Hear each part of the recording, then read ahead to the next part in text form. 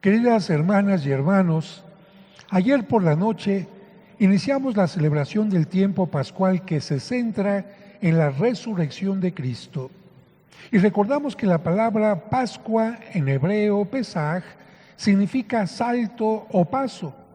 Dentro de ese contexto, con las lecturas de ayer que fueron más de las ordinarias, recordamos que la primera Pascua que celebramos fue el paso de la nada, de la no existencia de las cosas a la creación, y concretamente el paso del invierno a la primavera gracias a la providencia creadora de Dios. Precisamente al encender el fuego nuevo, se está recordando que Dios ha creado todas las cosas y ese fuego nuevo significa la acción creadora de Dios que sigue estando presente en el mundo. Pero de nada serviría que la naturaleza pasara del invierno a la primavera si el ser humano no vive en las mejores condiciones. Por eso, la segunda Pascua o paso que celebramos y recordamos ayer fue el paso de la idolatría a la creencia en un solo Dios. Este paso está manifestado en la Biblia a través de Abraham, que vivía en un pueblo en el que se creía que el sol, la luna y otros elementos de la creación eran dioses. Y en cambio, Abraham, creyó que todo lo existente es obra de un solo y verdadero Dios. Él pasó de la creencia en muchos dioses a la creencia en el único y verdadero Dios. Por eso llamamos a Abraham el padre de los creyentes, y con él Dios hizo una alianza por la que lo constituiría padre de un gran pueblo, el pueblo de la fe. Lamentablemente los descendientes de Abraham, Isaac y Jacob, al llegar a Egipto buscando provisiones, con el paso del tiempo fueron convertidos en esclavos. Por eso, la tercera Pascua que celebramos fue el paso de la esclavitud a la libertad, paso que pudo darse gracias a la acción poderosa de Dios y el liderazgo de Moisés, paso en el que, dada la dureza del faraón que no permitía la liberación de los israelitas, y tuvo que pasar el ángel exterminador por Egipto, haciendo que perecieran los primogénitos de los egipcios, mientras que los israelitas comieran el cordero pascual para ser liberados de la muerte, se manifestara plenamente el poder de Dios. Esto lo recordamos precisamente el Jueves Santo, cuando Cristo, recordando que los judíos habían comido un cordero pascual antes de encontrar la libertad, Cristo en la última cena se quiso presentar como el cordero pascual que nos viene a dar una libertad mucho más profunda. El siguiente paso fue, y lo recordamos, el paso en el que el pueblo pudo pasar a pie seco en el mar para llegar al monte Sinaí, donde recibió las tablas de la ley o 10 mandamientos. Por eso, la siguiente Pascua fue el paso de ser una gran muchedumbre a constituirse en un pueblo unido por la fe y la ley para así poder llegar a la tierra prometida.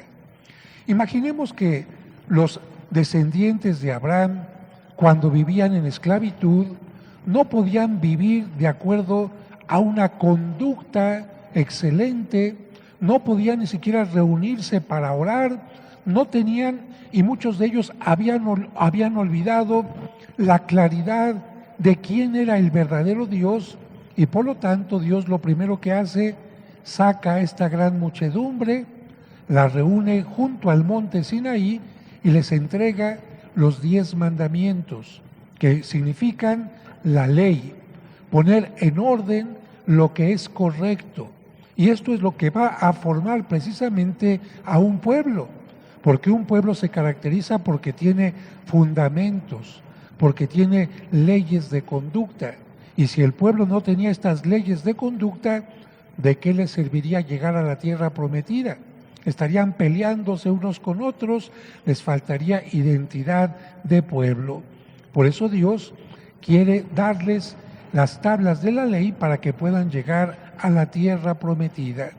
Sin embargo, de nada sirve la renovación de la tierra, la libertad, el llegar a una tierra prometida y el cumplimiento de la ley si el pecado o la muerte lo aniquila todo. Por eso, el paso más importante que comenzamos a celebrar desde ayer es el paso del pecado a la gracia, de la muerte a la resurrección, que solo fue posible gracias a la pasión, muerte y resurrección de Cristo. Con su pasión y muerte, Él nos perdona de nuestras iniquidades, nos dice la Sagrada Escritura. Y si nosotros estamos unidos a Cristo en su muerte, estaremos también unidos a Él en su resurrección. Sí, Cristo ha vencido a la muerte y por eso celebramos su victoria. Por esta razón tenemos que estar llenos de alegría. Llenos de alegría, por ejemplo, al recordar a nuestros seres queridos que han dejado esta tierra. Imaginarlos en la plenitud, en la presencia de Dios, sin lágrimas, en la presencia de ese Dios que los recibe diciéndoles: ven bendito de mi Padre, ven bendita de mi Padre, pasa y toma posesión del reino preparado para ti desde la creación del mundo, porque viviste de acuerdo a lo que yo te he enseñado. Qué gran alegría creer y pensar y recordar a nuestros difuntos en esta situación. También, por supuesto, una gran alegría a los moribundos, a los que se encuentran en agonía, porque este paso que van a vivir no es un paso que los lleve a lo desconocido, sino es un paso que los va a llevar al encuentro de ese Dios amoroso. Alegría también para quienes continuamos en esta tierra, porque los momentos difíciles, aquellos momentos en los que parece que estamos a prueba, son vistos con mayor fortaleza cuando tenemos enfrente la certeza de nuestra propia resurrección. Por eso luchamos cada día por vencer el mal a través del bien. Y una última palabra en lo que se refiere al Evangelio, porque a mí me parece que nos indica de una u otra manera por qué Cristo eligió a San Pedro entre todos los apóstoles. Bueno, sabemos que Pedro fue el primero que le dijo: tú eres el Mesías. Sabemos que Pedro fue el único que intentó defender a Cristo sacando su espada y cortándole la oreja a uno de los sirvientes que estaban ahí queriendo llevar a Cristo preso. Sabemos que Pedro, arriesgándose, fue el único que se acercó al lugar donde lo estaban juzgando, y aunque lo negó 3 veces, estaba allí. Pero hoy concretamente en el Evangelio se nos habla de 2 apóstoles. Uno es mencionado como el discípulo a quien Jesús amaba. Bueno, ¿saben por qué está mencionado así? Porque San Juan es el que escribe este Evangelio. Y para no decir estaba yo, dice el discípulo a quien Jesús amaba, que por cierto era el más joven de todos los apóstoles. Pero se dieron cuenta que nos narra el Evangelio. María Magdalena con otras mujeres han ido al sepulcro y de repente ven que la piedra está movida. ¿Qué hay adentro? ¿Están ahí los ladrones? ¿Están ahí algunos de los que condenaron a Cristo para tomar presos a los discípulos que se acerquen ahí? María Magdalena no entra al sepulcro, va y da la noticia de que el sepulcro está abierto. Y los 2 apóstoles empiezan a correr. ¿Quién creen que llega más rápido? ¿El más joven o el más viejo? Evidentemente que llega más rápido el más joven. Pero no por ser más joven tiene más sabiduría, ni más valentía, ni más fe. Aquel joven llega primero, dice el Evangelio, pero no entra.